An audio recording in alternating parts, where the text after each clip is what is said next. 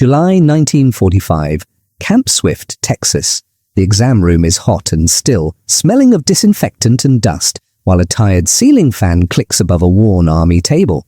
A 24-year-old German woman, POW, stands in the doorway, her legs shaking so badly she can barely move them together. I can't close my legs, she whispers to the American doctor, who thinks he is about to see a battle wound or some secret injury. He asks her to take off her boots, and when he looks down, he does not see blood from a bullet, but bones, open sores, and the raw truth of months of slow starvation. In one of the richest food nations on earth, an enemy prisoner has arrived at the edge of death from hunger, and what this doctor does next will change how thousands of POWs are treated. This is a true story of war, collapse, and one small exam room that shaped modern medicine. Stay with me to the end, and if you want more real World War II stories like this, please like the video, subscribe, and support the channel so we can keep bringing you these powerful histories. July 1945, Camp Swift, Texas. The Army exam room was small and hot. Disinfectant burned in the nose. A ceiling fan clicked above, pushing warm air in slow circles. Dusty sunlight slipped through the screen and drew pale lines on the worn linoleum floor. The door opened with a soft metal squeak. A young woman in a faded German uniform stepped in, holding on to the frame as if it were a crutch. Her name was Keith Schmidt. She was 24 years old, but she moved like someone twice her age. An American nurse from the Women's Army Corps, Lieutenant Sarah Chun, stood at her side. "This way," the nurse said gently, guiding her toward the examination table about 12 feet away. It should have been a few easy steps. Captain David Morrison watched from beside the table. He was 42, a doctor from Philadelphia, a man who had seen war wounds in North Africa and Italy. He had treated men torn by shrapnel, lungs filled with infection, bodies thin from poor rations. He thought he knew what starvation looked like. "Please walk to the table," he said, through an interpreter. Keith pushed herself forward. One step, her legs shook. Second step, her hand shot out to grab the wall. She breathed hard, as if she had climbed a hill, not crossed 2 feet of floor. It took her almost a full minute to cover those 12 feet. Morrison felt something tighten in his chest. At 24, she should have been strong. Instead, each step looked like a struggle against gravity itself. To him, it was the first sign that something was very wrong. He began with the basics. The nurse called out numbers as she wrote them down. "Height, 5 feet 6 inches, she said. "Weight, 87 pounds. 87 pounds at 5 foot 6. A healthy woman, that height might weigh 130 to 140 pounds. Morrison did a quick calculation in his head. Her body mass index was around 14. Normal would be close to 20 or 21. She was not just thin, she was in danger. Her blood pressure was low, her pulse fast but weak. Her temperature was slightly raised. Up close, her cheeks were hollow. Her eyes looked too large for her face. "I need to examine your legs and feet," Morrison said. "Please remove your shoes and socks." Keith stared down at her boots. Her fingers trembled as she bent to untie the laces. The leather was cracked and rubbed shiny at the heels. The room was quiet except for the fan and the slow scrape of lace against eyelet. I cannot close my legs," she said in halting English, not looking up. "They shake. It hurts here." She touched the sides of her knees, then her ankles. When she pulled off the first boot, the smell hit them. Old sweat, damp cloth, and something sharper, sour, the wound scent of hidden infection. She peeled away the thick sock. Morrison looked down and for a moment lost his calm. Her calves were no more than sticks wrapped in skin. There was almost no muscle. The bones of her shin and ankle pushed forward like the edges of tools under thin cloth. The skin itself seemed almost see-through, pale and stretched tight. Her feet were worse. Each toe was sharply outlined. The tops of her feet were a web of blue veins. Several toenails were broken or discolored. Around her ankles and the sides of her feet were open sores, round and angry, some with a yellow edge, some raw and red. In places, the shoe had rubbed straight through skin onto bone. "Mein Gott," the nurse whispered before she caught herself. Later, Morrison would write in his report, "Lower limbs show extreme muscle wasting, multiple pressure ulcers on feet and ankles, some infected. Edema present at ankles despite overall emaciation." He had seen hunger before. He had never seen it cut this deep into a young woman's body. The strangest part was the swelling. Even at 87 pounds, her ankles were puffy, holding fluid. The contrast was shocking, stick-thin legs ending in swollen joints. It was a classic sign that her body was failing, pulling apart its own tissues while still trying to hold on to water and salt. "How long have you had trouble walking?" the interpreter asked. "Since January, maybe February, yeah," Keith answered softly. "The rations became small, then very small, then almost nothing. My legs, they stopped listening to me." In his notes, Morrison later wrote, "Patient appears 60 in gait, 24 in face. Body has been living off its own muscle for months." This wasn't propaganda. It was reality laid bare in bone, skin, and infected sores. Outside the camp, American fields were full, and US soldiers ate 3 meals a day. Inside this room, an enemy from the losing side could barely move her legs together without pain. It was a cruel paradox. In the richest food nation on earth, the prisoner in front of them was starving to death. Morrison finished his first exam in silence. He knew at once this was not a simple case of a little underweight. It was the end point of a long road of hunger that did not start in Texas. To understand how a healthy clerk from Hamburg had come to America with legs like twigs and feet full of wounds, he would have to look back across the ocean to the last, desperate months of a collapsing Reich, and to the rations that shrank day by day until there was almost nothing left. To understand Keith's thin legs in Texas, the story has to go back to Germany months earlier, and to a country that was running out of everything. In early 1944, Keith Schmidt was an ordinary young woman in a grey office. Not on a battlefield. She worked as a clerk in a supply office near Hamburg. Her job was paper, lists of food, fuel, uniforms, train schedules, warehouse reports. Germany still called itself the land of order and planning. Trains ran on time, forms were stamped, rations were counted. At first, the war only brushed against her life. The air smelled of coal smoke and wet paper. The sound of typewriters and rubber stamps filled the room. Her ration card gave her bread, a little meat, some fat. It was not rich, but it was enough. Then the bombs came more often. Hamburg was hit again and again. At night, the sky glowed orange, sirens screamed, the ground shook under her feet, warehouses burned, rail lines twisted in the heat. Whole districts turned to black ruins. She remembered the taste of dust in her mouth and the grit that settled on her desk the next morning. As the destruction spread, the numbers on her forms began to change. Trains that had always arrived now did not. Warehouses that had always been full now reported almost nothing. Food that had been promised to civilian workers was sent to soldiers at the front instead. The rations became smaller, then very small, Keith later told an American interviewer. At first they cut sugar, then meat, then even bread. We were told it was temporary. It was not. By late 1944, a normal German civilian ration in many cities had dropped to around 1,200 calories a day, far below what a young adult needed to stay healthy. On paper, workers like Keith were supposed to get a bit more. In practice, the papers meant little when trains were bombed and depots empty. There was another cruel twist. Men at the front were the highest priority. Factory workers came next. People like Keith, who worked in offices and on telephones, were placed at the bottom. She worked in supply, yet she herself became one of the last to receive supplies. "This was the irony," she said years later. "We stamped ration papers that promised food we never saw." By January 1945, her meals shrank to a thin soup and a crust of bread. Some days there was only the soup. It was mostly warm water with a few potato skins or pieces of turnip. The taste was weak and bitter. Her stomach growled all day. Her body began to eat itself. The winter was cold. The wind from the river cut through thin walls and thin coats. Standing at her desk, she felt lightheaded. Her fingers shook on the typewriter keys. Climbing stairs left her breathless. She noticed her skirt hanging loose, her belt needing extra holes. By March, many in her office ate one real meal a day, at most. Some counted themselves lucky to reach even 800 calories. Keith and her friends tried to laugh about it, but their laughter came out thin. "We ate anything," she recalled. Dandelions, nettles, beet tops. Once there were biscuits, but they were mixed with sawdust to make them larger. We ate them anyway. In April, supply lines broke completely in some areas. Bridges were down, rail yards smashed. Her unit retreated west from one makeshift post to another, always walking, always hungry. Her boots, once tight, now slipped on her feet because she had lost so much flesh. The leather rubbed new paths into her skin. Each day of marching opened the sores deeper. "There were days with no food at all," she said.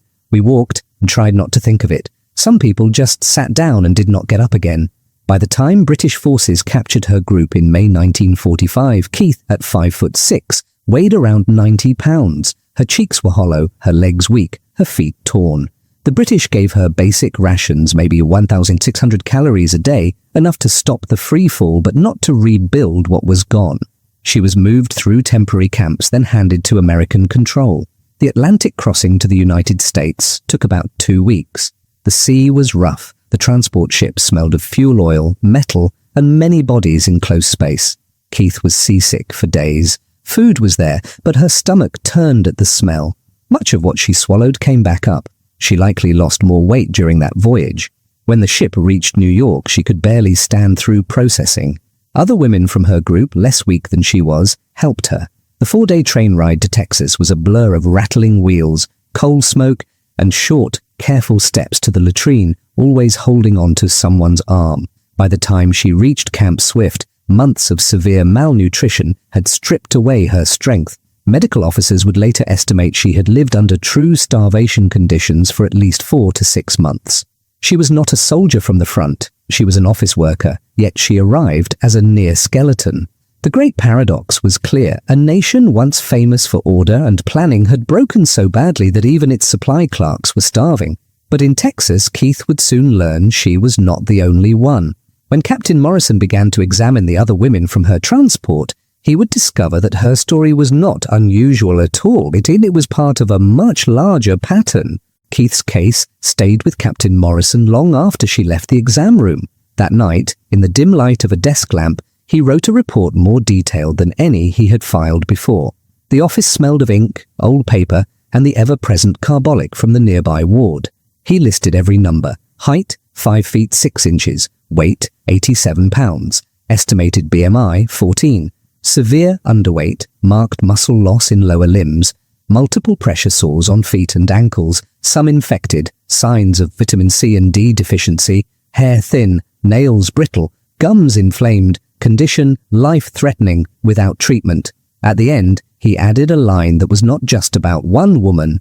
Recommend full examination of all female prisoners in this transport. Suspect prolonged severe malnutrition may be common. The next morning, he took the report to Major Thomas Henderson, the camp's chief medical officer. Henderson read it slowly, lips pressing tighter with each line. "This is worse than we expected," Henderson said, looking up. "We knew Germany was short of food, but this is systematic starvation." "Or a complete collapse of supply," Morrison replied. "Either way, if she is typical, we have a problem that our normal intake routine won't catch." Henderson nodded. "Examine the rest. All 30 women. Document everything. We need facts, not guesses." For the next 3 days, the exam room became a quiet factory of bad news. One by one, the women from Keith's transport stepped inside. The air was always the same, the sting of disinfectant, the faint smell of old wool uniforms, sometimes the sour odor of unwashed skin and old wounds. Morrison and Lieutenant Chun moved through the same steps each time. Height, weight, blood pressure, a look at hair, teeth, skin, then legs and feet. The numbers piled up like grim statistics on a chart. Out of the 30 women, 23 showed clear signs of serious malnutrition. 15 had body mass indexes below 16, which meant they were not simply thin but dangerously underweight. 8 had bleeding gums, loose teeth, or bruises that did not match any injury, classic signs of scurvy from lack of vitamin C. 6 had swelling in their legs or ankles, even though their bodies were almost skeletal. One woman from Berlin whispered, "I used to weigh 65 kilos, now I am 42. I stopped looking in mirrors."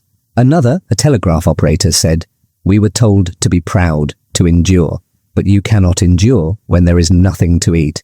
Their stories matched Keith's. Rations cut again and again, trains that never came, one thin soup a day by March, some days nothing by April. Office workers and radio operators far from the front had become the lowest priority in a dying system. Morrison's notes became a pattern rather than a list of separate cases. He wrote, "Findings consistent across majority of group. Evidence of 4 to 6 months of inadequate calories and multiple vitamin deficiencies. Condition not due to individual neglect, but to wider breakdown." He took photographs too with the women's permission.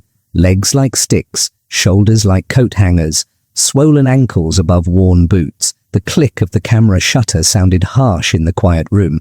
Years later, those black and white images would appear in medical lectures about starvation. When he had finished all 30 exams, he assembled a second report, thicker than the first.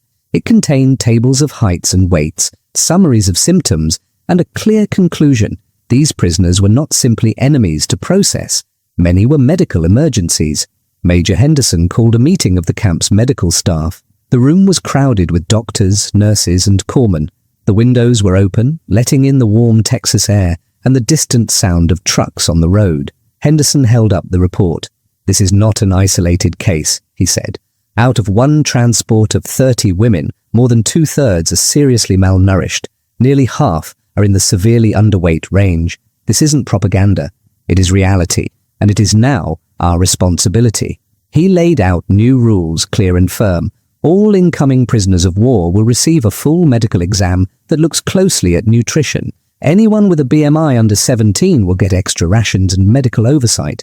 Anyone with signs of vitamin shortage will receive supplements. Vitamin C, D, B complex, iron. Infected wounds will be treated before assignment to regular barracks. We will also create a special ward for those who need long-term nutritional care. Captain Morrison will organize it. One doctor asked, "Are we equipped for this level of care for enemy prisoners?" "We will have to be," Henderson said. "The Geneva Convention demands adequate treatment. More than that, it is simply the right thing to do." The contrast was sharp. German officers had filed papers while their own clerks starved. Now American officers were writing new rules to protect those same former enemies. They had come to the camp expecting to guard prisoners. They were now, in part, protecting patients. As the meeting ended, plans began for a converted barracks. 20 beds, extra nurses, new supplies of protein foods and vitamins. The next step would be harder than counting calories on a form. It would mean rebuilding broken bodies one careful meal at a time, walking a narrow line between too little and too much. What happened inside that new ward would test not only medical knowledge but also patience. As the staff learned how dangerous it could be to feed a starving person too quickly, and how slowly hope could return ounce by ounce. The new medical ward was a long wooden barracks at the edge of Camp Swift. The army had stripped out the old bunks and lined the walls with metal hospital beds. White sheets, thin pillows, a small table by each bed. The air smelled of soap, boiled linens, weak broth, and the sharp bite of disinfectant. 8 of the 30 women, including Keith, were moved there first. They were the worst cases, the ones who could not walk far or stand for long. When they lay flat, their bones pressed through the mattress. When they sat up, they tired quickly. Captain Morrison walked the row each morning with a clipboard. Nurses took pulses, temperatures, and blood pressures. They wrote down every number, heartbeats per minute, degrees on the thermometer, pounds on the scale. These figures would guide everything. Feeding them was like walking on a knife's edge. Too little food, and they would not recover. Too much, too fast, and their damaged bodies could fail. Morrison had read about refeeding syndrome, a dangerous shock that could happen when a starved person suddenly received normal meals. Electrolytes, the salts in the blood, could swing wildly. In bad cases, the heart could stop. So the plan was strict and careful. Week 1, Morrison told the staff, no more than 200 calories a day. 6 small meals, easy foods, broths, porridges, soft eggs if they can take them. We watch closely. The first trays came rattling in. Thin oatmeal, a spoon of mashed potato, a small slice of soft bread, weak tea. To a healthy soldier, it would look like almost nothing. To these women, it was the most food they had seen in months. At first, Keith ate slowly, more because she was told to than because she felt hungry. Her stomach cramped. She felt sick after only a few bites. "There is so much," she whispered to the nurse, looking at the half-full bowl. "My body has forgotten how to eat." But the nurses urged them on, one small spoon at a time. If someone felt sick, the next portion was delayed, not cancelled. The aim was steady intake, not big meals. Morrison ordered daily weights. The numbers barely moved in the first week. Some women gained a pound, some nothing at all. One lost a little water, as the worst of their swelling eased. "Do not be discouraged," he told them. "Your body is learning again. This takes time." In week 2, calories rose to around 1,500 a day. The food grew slightly richer, more potatoes, a bit of meat, thicker soups. Vitamin tablets were added. vitamin C for their gums and skin, vitamin D and calcium for their bones, B complex for nerves, iron for their thin blood. The tablets were chalky and bitter on the tongue, but they were vital. By the end of that second week, Keith had gained about 3 pounds.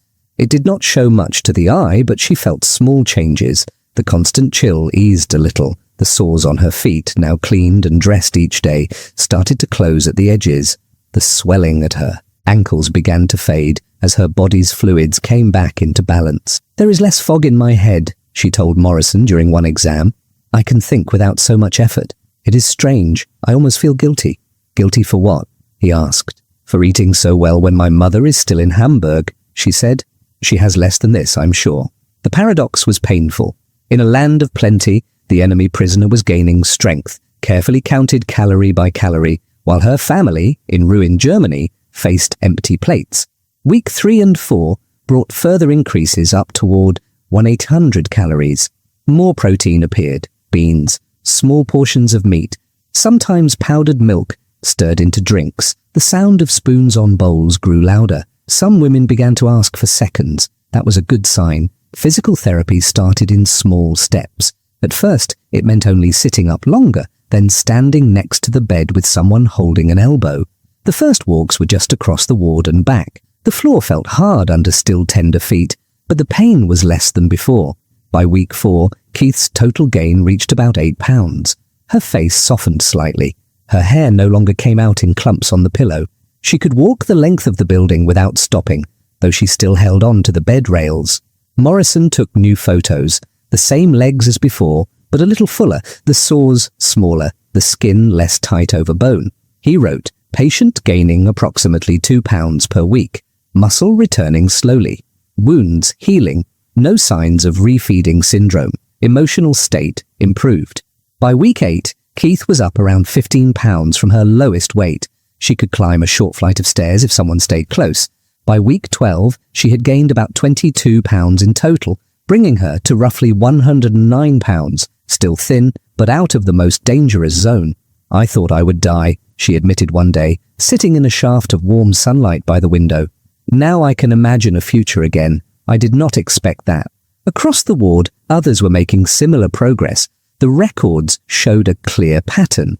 With careful feeding and vitamins, starved bodies could come back. This wasn't propaganda, whilst it was reality, written in rising weights and healing skin. As strength slowly returned, so did words. Morrison and Keith began to talk more during their weekly checks. She spoke of Hamburg, of propaganda, of what she had been told about Americans. Those conversations and the letters that followed would soon show another strange truth. Sometimes an enemy camp could be safer than home. By late autumn 1945, the air at Camp Swift had cooled. Mornings were crisp, and the ward's open windows let in the smell of dry grass and distant wood smoke instead of only dust and heat. Inside, the women in the nutrition ward were different too. There was still tiredness, but there was also quiet laughter, the clink of spoons, the creak of beds as people sat up on their own. Keith could now walk across the compound without help. She weighed about 109 pounds, more than 20 pounds above her lowest point. Her legs still looked thin, but she could climb stairs slowly, carry her own tray, even help fold linens at a table by the window. Her mind, once dulled by hunger, felt sharp again. With strength came questions. One day, during an exam, she asked Morrison, "How is it that I eat better as a prisoner than I did as a free person in Germany?" He paused before answering. "Because here, supplies still move," he said simply. In 1944, the United States produced more than enough food for its own people and for its armies overseas. Our ration system limits choice but not calories.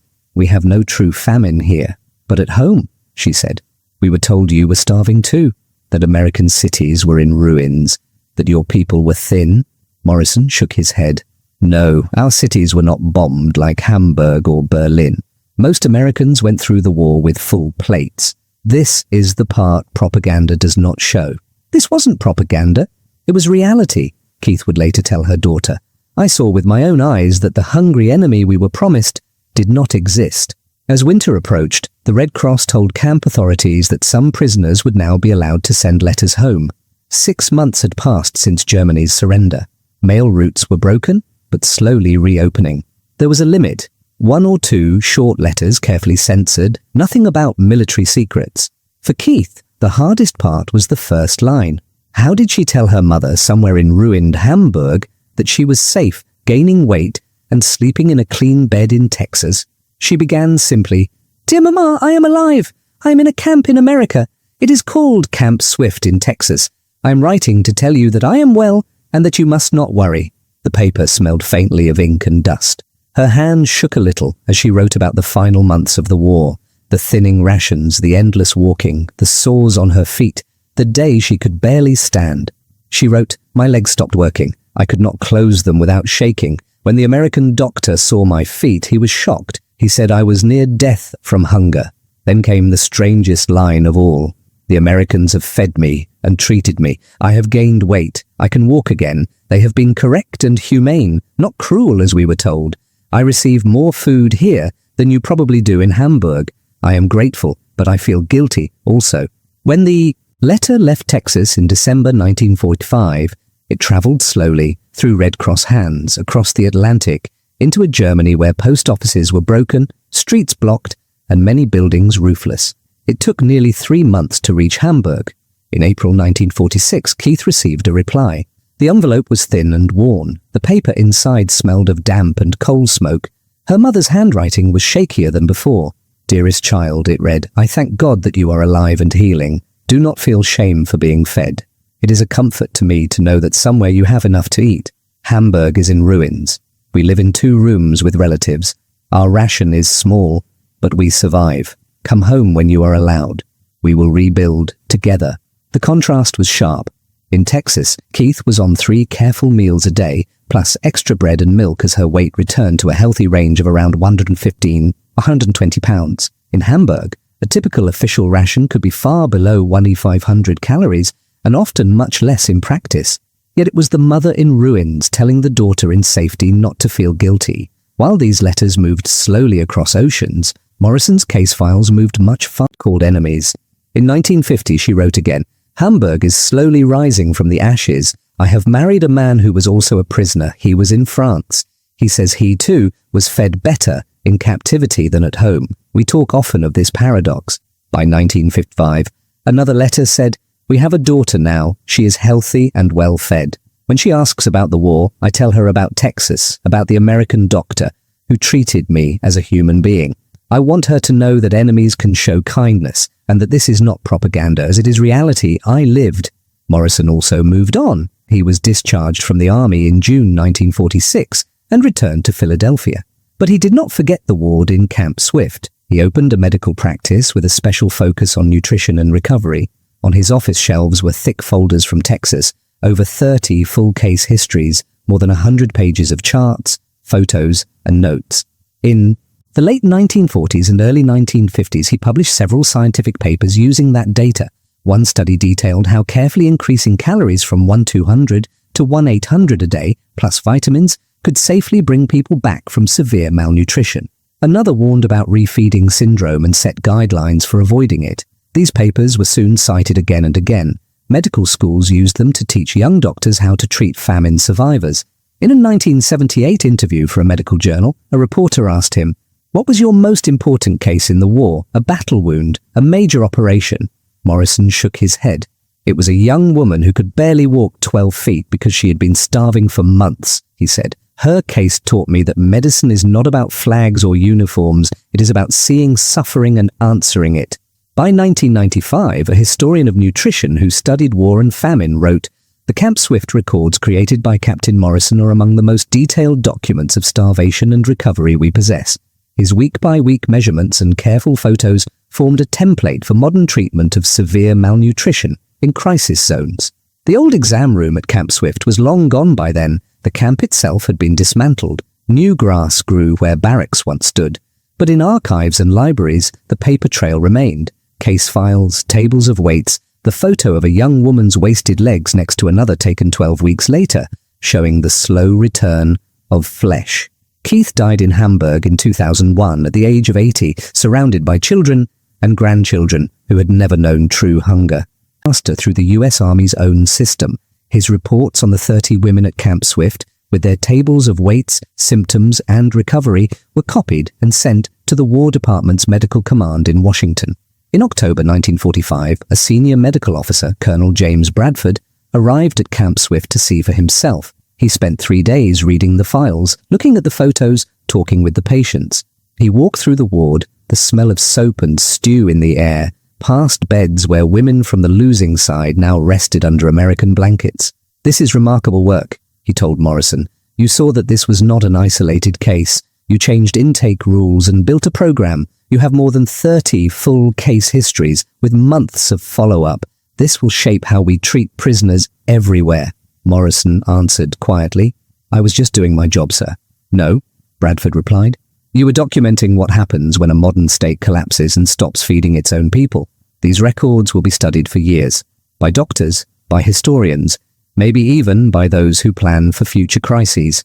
In that moment, the exam room in Texas became more than a place where one doctor and one patient met. It became a window into bigger truths, about war, about hunger, and about how an enemy's body can tell a story no speech ever could. Soon the war would be over for Keith. Repatriation lists were being drawn up. Hamburg waited, damaged, but still there.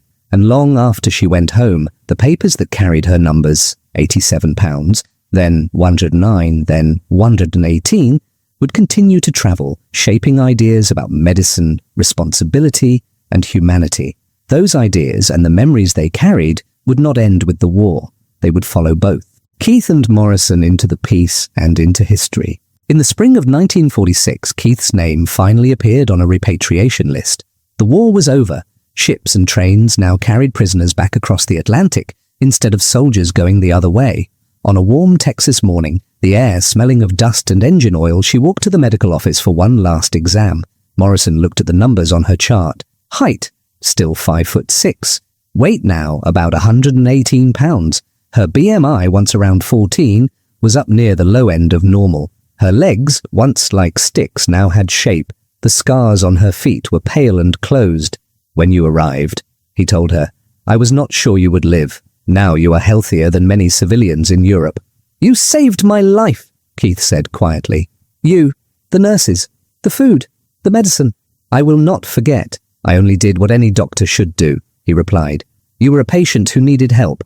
They shook hands. The room smelled of alcohol swabs and clean linen, just as it had the first day. But everything else had changed. She left the ward not as a skeleton, barely able to stand, but as a young woman who could walk, with her head up. Back in Hamburg, the shock was different. When Keith stepped off the train, she saw a city of broken walls and empty windows. The air carried dust, smoke, and the faint smell of burned brick that never quite went away. Streets were blocked by rubble. Many buildings were only shells. Rations were still small, often under 1/500 calories on paper, and sometimes less in reality. Yet she had one advantage now, a body rebuilt, some English and clerical skills. She found work with the British occupation authorities, helping to sort forms for rebuilding and rationing. The work felt strange, but important. In a letter to Morrison in 1947, she wrote, "I now help organize food cards instead of stamps for soldiers. I think often of the irony. We once believed we would rule Europe. Now we line up for cocoa powder from you." They had come as conquerors. They left as students, forced to learn from the people they had. Her daughter later donated her letters, including the ones to Morrison, to a city archive. Morrison died earlier in 1988, aged 85. His family gave his wartime papers to a medical history collection. Researchers still open those boxes. They still see the numbers 87 and 118, the notes about sores and vitamins, the quiet proof that care can cross battle lines. Their bodies were gone, the war long over, but the lesson from that hot Texas room lived on.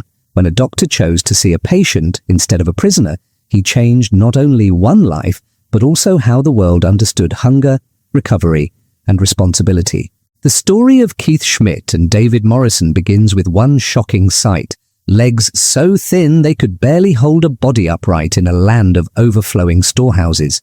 It grows into something larger, a record of how a modern nation let its own people starve and how its enemy measured, fed, and healed them. The contrast is sharp. One side preached strength but lost control of bread and trains. The other side dropped bombs yet kept its prisoners alive with careful care and calories. They had come as conquerors, they left as students, learning that power without responsibility leads to ruins and empty plates. In the end, America's greatest weapon was not its bombs but its abundance, and the choice to share it, even with those who once wore the enemy's uniform.